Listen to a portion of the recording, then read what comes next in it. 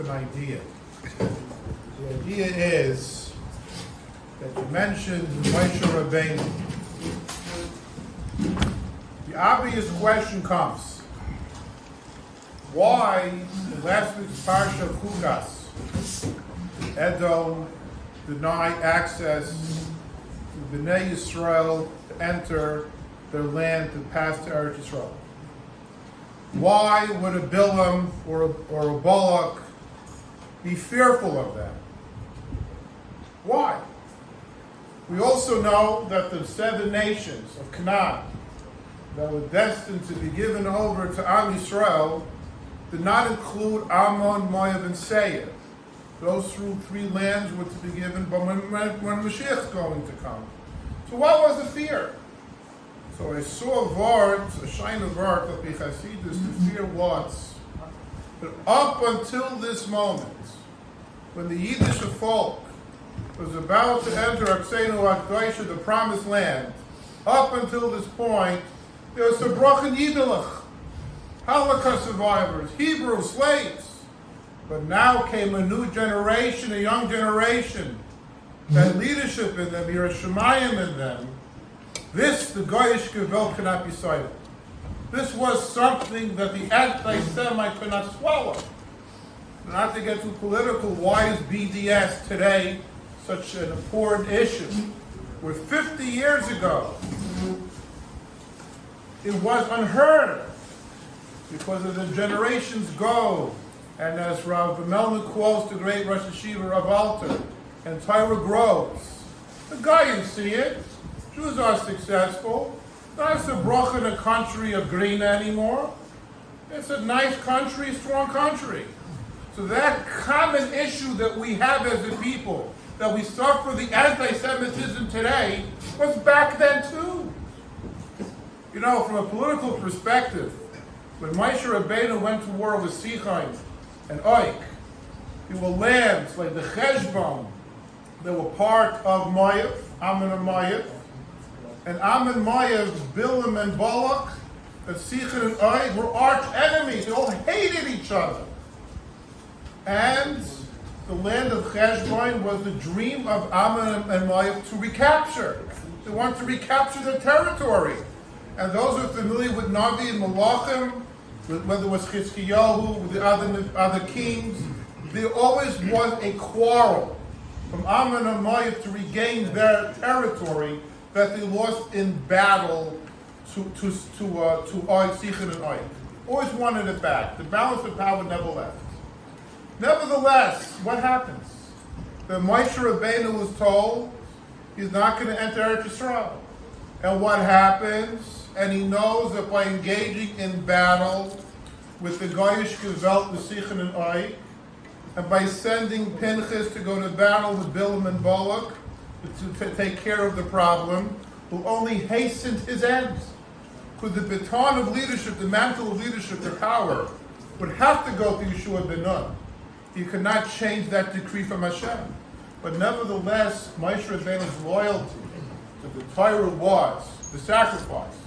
Even though it means that my days as a political leader will end upon the finishing of my work, I will continue. And that was something that the Goyish Kehal could not swallow. That was something that Ammon and Moav could not swallow. Yes, as Rabbi Hopkins pointed out, there were many problems. The war with Amalek came in last week's Parsha because they questioned when Aaron HaKohen was nifter, did Moshe Rabbeinu do something as a tough guy to cause him to depart, the beloved Aaron? The problem that came with we had the issue with the snake, the Magefa. They spoke Lashon Hara. We had a lot of problems. But the Jewish people is different than all other nations, as the Ramban explains. Our strength is we understand, we make a mistake, we confess. We owe to it. A Yid believes we owe our success, we owe our failures based upon our actions. And that's our strength. Moshe Rabbeinu recognized Hashem made a decree, he's not going to enter into Eretz Yisrael. Really wasn't such a sin. He couldn't enter Eretz Yisrael because the captain goes down with the ship. And Moshe Rabbeinu's job was to bring Mashiach and the Kamal and the Shamas from the desert back to Chias and Mesa. That's the real reason he couldn't go in. You can argue when he debated with Hashem to send Aaron Shlachna, not to send himself, which is a separate conversation. So the point being is that the Goyish Kabel cannot tolerate, swallow a Yid that's proud, that's committed to Torah and mitzvahs, and has leadership that knows that their departure from this world is contingent upon finishing up the battle against Sichon and Og. Why do I say this? Tonight we are celebrating the yahrzeit, the Hilula of the Rav Goy Nochem Tzvi Ben Rav Chaim Josephi Zichronim Levracha. I want to call in a moment for Mayor Appel to address us as well. We're going to call for Rabbi Blank to address us, and we'll make the connection how fitting it is. Rabbi Melnick is correct. If Los Angeles today has a Yiddish Tam, if LA is a beautiful Jewish spirit, a flourishing community, it was the Rabbi Josephi's, the Rabbi Melnick, Rabbi Melnick's father, the RABBANIM who got together to say, us Jews aren't beat. If wearing a beard to bring a Frima Yid today is a popular thing, Rabbi Mandel, it was thanks to those people. And that was the leadership that Moshe Rabbeinu possessed. And that is the leadership the anti-Semit, the Zion Yisrael cannot swallow. That unyielding approach, whether making BDS Chas v'Sholom against Eretz Yisrael, or others attacking them from the Yid, they all came from a sinner of refusing to surrender. And the Igud HaRabbonim was a beneficiary of Rabbi Josephi's kindness throughout the years. You know, Rabbi Spivak, the Zichronim Levracha, we just observed his first yahrzeit, spoke how this goes back 40 years ago, when Assemblyman Sam Hirsch was the representative from Borough Park.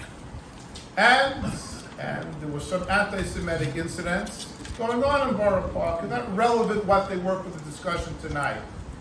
And Rabbi Josephi, a mild-mannered man, went up to Albany.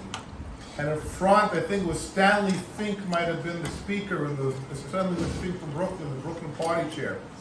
And he started to scream this anti-Semitism in Brooklyn, how do we tolerate it?